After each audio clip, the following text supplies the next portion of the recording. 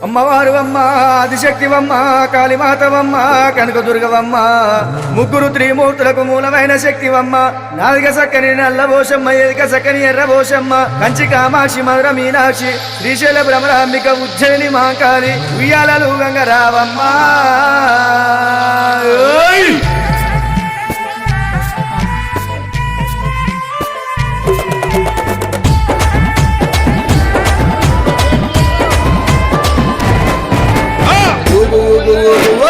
ఉయ్యాలా మా తల్లి ఉయ్యాలా